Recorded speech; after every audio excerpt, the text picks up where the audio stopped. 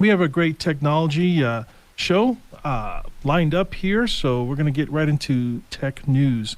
Today actually marks 8 years of a U.S. cybersecurity emergency program, and that is not a April Fool's joke. That is a true statistic. The national emergency was declared in as an executive order 13694 of April 1st, 2015. It was put in place by former President Obama with respect to significant malicious cyber-enabled activities, and with respect to which additional steps were taken in the Executive Order 13757 of December 28th, 2016, is to continue that effect beyond April 1st, 2023.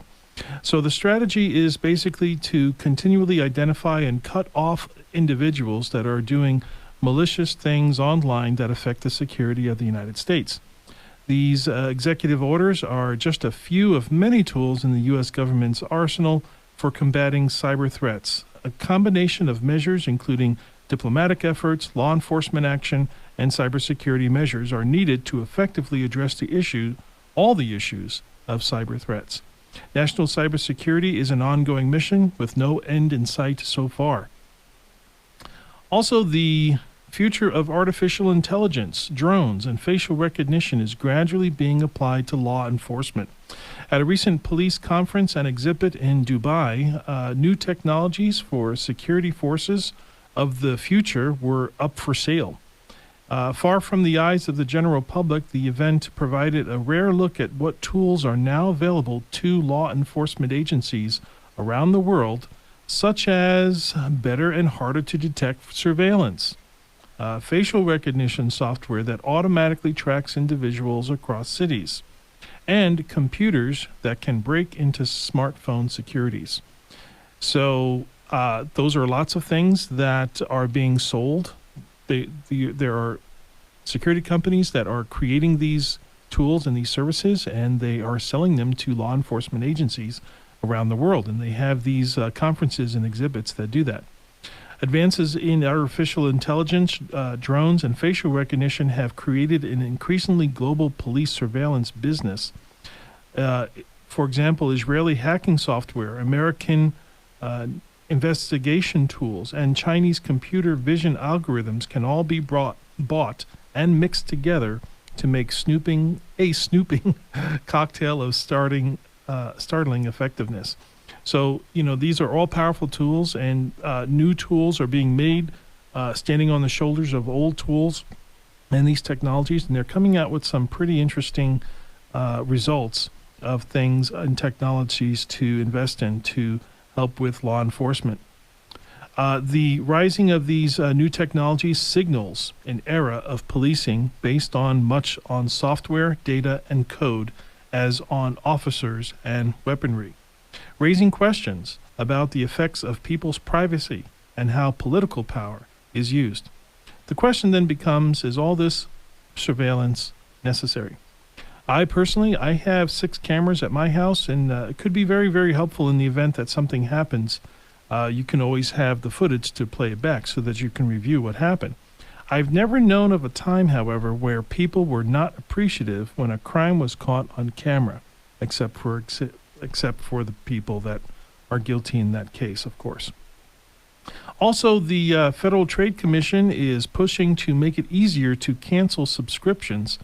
Now, if you go back in the day, it used to be that you could buy a piece of software and it was yours forever. Just about all softwares now are based on the subscription model, or subscription as a service. You may also see the abbreviation SaaS, or subscription as a service. And basically that is that you pay for something as long as you use it. Either you pay for it monthly, you pay for it annually, and when you continue to pay, you're basically buying your permission to use it. Not that you can still get your hands on it or have access to the software, but basically you're paying for licenses and permission to use it, but you never actually own it. Now, it's a valuable model for the developer side perspective. Now, if we take it from the people that are creating these softwares, these different developers and such. Since software can be copied and redistributed so easily these days, that developer has to create user accounts and permissions to their software and be able to discontinue the service and the use if the subscription payments stop. But on the other side, the problem is that it's very hard to stop subscriptions. Now, in light of that, of it being very difficult to stop subscriptions, in light of this, the Federal Trade Commission recently proposed a click-to-cancel provision requiring developers/sellers to make it as easy for customers to cancel their enrollment as it was to sign up. Now, that's just one of several significant updates that the Commission is proposing to its rules regarding subscriptions and recurring payments. The new click-to-cancel provision, along with other proposals, would go a long way to rescuing customers from seemingly never-ending struggles to cancel unwanted subscription payments for everything from cosmetics to newspapers to gym memberships. Some businesses often trick customers into paying for subscriptions that they no longer want or didn't sign up for in the first place. The proposed rule would require that companies make it as easy to cancel a subscription as it is to sign up for one. The proposal would save customers and time and money, and businesses that continue to use the subscription tricks and traps would be subject to stiff penalties. I think all of us have fell into that trap at some point, but you can always use a free online service called privacy.com. It basically allows you to create a charge card number that links back to your real bank, but the merchant only sees a temporary card number that behaves only in a manner that you specify. At privacy.com, you can create a card number and dictate how many times it gets used, the dollar limits that are given, cancel and regenerate card numbers on demand. To get started with privacy, go to computerdoctorshow.com and click the red Get Started button to receive your promotional $5 and our added thanks for supporting the Computer Doctor Show. It's time to take our midway commercial break with a word from our sponsors. Up next, Science and Tech History, Rapid Tech Reports, and the $2.8 million being released for the Emergency Connectivity Program. This is the Computer Doctor Show. We'll be right back.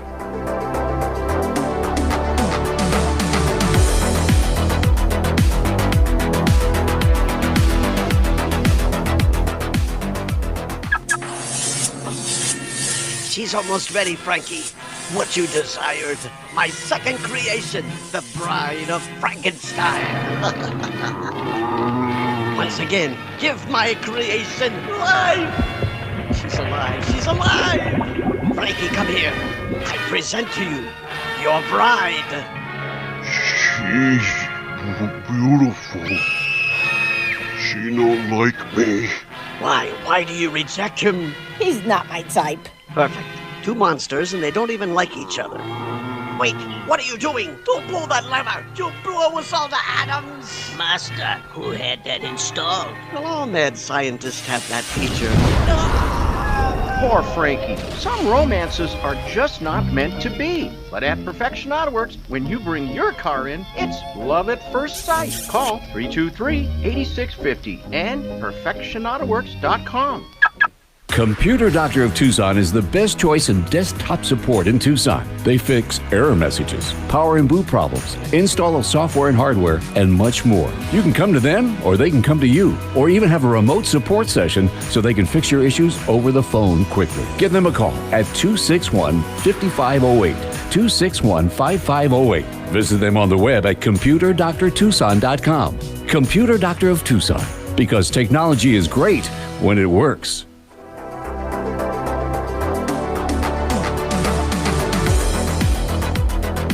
Welcome back to the Computer Doctor Show, your source for scam awareness, science, and cutting-edge technology talk. I'm Aaron Moss, your host. During the commercial break, we had a question from one of our listeners. How can the Federal Trade Commission dictate how companies operate if it's operating worldwide? Excellent question. However, there are limits in the law provisioning companies that are based in the United States and how they operate. One of the reasons why TikTok, for example, is in the news lately is because it is Chinese-based, and the United States wants to have a say as to what happens and what its citizens are exposed to, and how other countries can be manipulating content for certain regions of the world. And that is something that that the justice systems of this country want to be able to bring into question and hold someone responsible for managing content, and they can't do that if it's owned by somebody outside the United States. So that's why there are pros and cons to running a service in the United States. The pros is you get a lot of there's a lot of people with money in this country and in other regions, but the backdrop is you have to answer to a lot of these security levels that have to answer to the public. So I hope that answers that question. We are going to go back in time and look at some science and tech history. We have quite a few here. First, on March 30th, 2020, just 3 years ago, the CDC announced COVID-19 as a pandemic that changed the world and the demand of home technology. Everyone had to learn Zoom pretty fast, how to mute and how to unmute, and the cost of webcams skyrocketed. And everyone that had resisted internet and online activity for the decades prior now were begging for connectivity. The world has jumped into more tech in the past 3 years. What do you think? Also, March 31st, 1889, 134 years ago, it was the inauguration of the Eiffel Tower in Paris. It was a technological accomplishment of its time. Before it was built, it was the tallest man-made structure, before it was built. Prior to the Eiffel Tower, the tallest man-made structure was the pyramids. The Eiffel Tower, standing at 324 meters, 1,063 feet, remained the tallest man-made structure until 1930, when the Chrysler Building was completed in New York City. The current tallest man-made structure is the Burj Khalifa in Dubai in the United Arab Emirates, standing 828 meters to 2,716 feet, making it over 2.5 times taller than the Eiffel Tower. April 1st, 1960, 63 years ago, the first weather satellite was launched and was named TEROS, which stands for Television Infrared Observation Satellite 1. TEROS was equipped with cameras and sensors that allowed it to observe and transmit images of Earth's weather patterns and cloud cover from space. April 1st, 1976, 47 years ago, Apple was founded by Steve Jobs, Steve Wozniak, and Ronald Wayne. Steve Jobs came up with the name Apple because he had spent some time at an apple orchard that he liked the name. It sounded fun, spirited, and not intimidating. And we're still enjoying the Apple name to this day. Also, on April 3rd, 1973, 50 years ago, the first cell phone was released. There was a Motorola engineer, Martin Cooper, made the first ever cell phone call on the Dynatac 8000X, which was a prototype he used, which weighed about 2.4 pounds and about the size of a cassette recorder. This clunky device offered to talk time of just 30 minutes and took 10 hours to charge. I think the charge time is still about right, but even on modern phones, it still takes about maybe 10 hours to fully charge overnight, but we can talk for way longer than 10 minutes, and it's about a quarter of the size. April 4th, 1975, 48 years ago, Microsoft was founded in New Mexico by Bill Gates and Paul Allen, later partnering with IBM for operating system development. In 1986, Microsoft went public with an initial public offering, IPO, that raised $61 million and made Bill Gates an instant billionaire.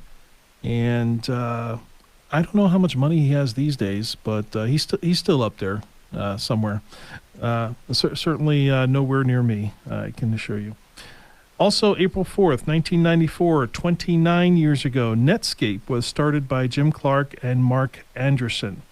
The most popular product was Netscape Navigator, which was an instrumental release in popularizing the World Wide Web and making it accessible to the general public Before Netscape Navigator, most web browsers were text-based and very difficult to use. So we're very appreciative of Netscape for those advancements. Here are some rapid tech reports. Criminals know potential victims when they're at their most vulnerable point after a natural disaster, which is why it's important to be on guard against insurance-related scams immediately following a loss or natural disaster. The so-called tornado scammers will impersonate safety inspectors, government officials, and even FEMA representatives. So just be aware of that if you are suffering a natural disaster in the United States or anywhere else. That's when scammers like to hit. Meta, formerly Facebook, is copying Twitter's verified blue check model to combat the creation of fake accounts, which is a huge problem in the social media space. It is designed to manipulate these fake accounts that people love to make. Formerly were free, but they're trying to get away from these free accounts and trying to do the blue check verified accounts to stop people that are trying to manipulate the platform and its users. Tech rumors are talking about the power connection of the iPhone 15 set to be released in September of 2023, if the past is a pattern. The European Union is putting pressure on phone companies, including Apple, to have a universal charging port on new phones. The favored charge type connection is going to be the USB-C connection. No comment from Apple yet because they favor the Lightning port, which is something that they designed, but we'll report again in September and we'll see what Apple decides to do. The city of Tucson is turning to civilian assistance to track down and prosecute dangerous drivers. A website has been established to submit footage of dash cam or passenger video that can be reviewed by police, and a ticket can be issued by mail or by person if the license plate is visible in the video. Tucson is ranked the 13th in the nation for pedestrian deaths and still higher for cyclist collision in the nation. The Biden administration on Friday granted California the legal authority to require that half of all garbage vehicles sold in the state must be all electric by 2035. An aggressive plan designed to keep up the worst polluters on the road. Some say the mandate that half of all heavy trucks sold be electric by 2035 was so ambitious as to be nearly impossible, given that fewer than 2% of heavy trucks sold in the United States last year were all electric. And moving on to our final story here, another $2.8 million is being released for the Emergency Connectivity Program, primarily for schools and libraries. And for those of you that listen to the Computer Doctor Show, if you remember when we had talked about this Emergency Connectivity Program that kind of morphed from the COVID-19 pandemic, where the FCC was trying to make internet connectivity a little bit more affordable, a little bit more available to areas that were kind of secluded. For the state of Arizona, it included a lot of tribal lands and also areas that were so secluded that major industry were unwilling to run lines to different communities. Essentially, a lot of these lines and communities would, a lot of these communication lines would be deployed in schools and in libraries, buildings that are held by the many times the state or the counties that they are in, and they would kind of be communication hubs. There's lots of places right here in Arizona where if somebody actually wanted to have a internet connection, they would actually have to get into their car and drive to the local library or to the local school to get a connection. And that effort is continuing with this $2.8 million that is being released for the Emergency Connectivity Program, which launched in 2021 and has provided schools and libraries 3 different application windows for schools and libraries to apply for support. The announcement will support approximately 15 schools, 5 libraries, and 1 consortium. To date, the program has provided over 17 million students with digital connections and ongoing work to close the homework gap. Now, if you are a school or will be a school or library, first you have to determine your eligibility. To be eligible for the program, you must be a school or library that is eligible for support under the FCC's E-rate program.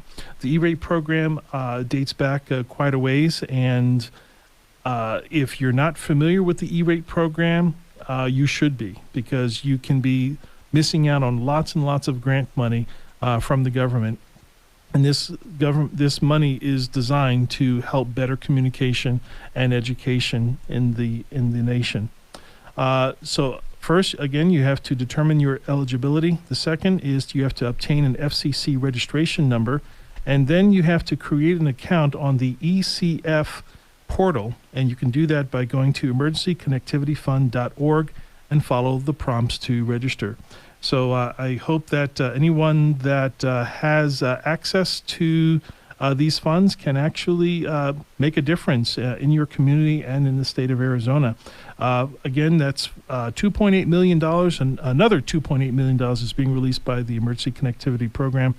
And before we wrap up, I just want to thank our sponsor, Perfection Auto Works, again for sponsoring our show. Stop by their location on Speedway in Craycroft for your free 26-point inspection. And as always, don't click unverified links in emails or text messages. Use a password manager. Always look at the address bar. Check activity on your bank statements on a regular basis. Enable two-factor authentication. Verify all incoming and outgoing calls. Back up your system to the cloud and listen to the Computer Doctor Show live on Saturdays and posted as podcasts on Tuesdays. If you missed any part of this episode, go to computerdoctorshow.com, click episodes, and find episode 125. My name is Aaron Moss, your host and technology expert. Nobody's co-hosting today, but thank you for Tom for being at the control board. Stay safe, enjoy the rest of your weekend, and we'll talk to you again next week.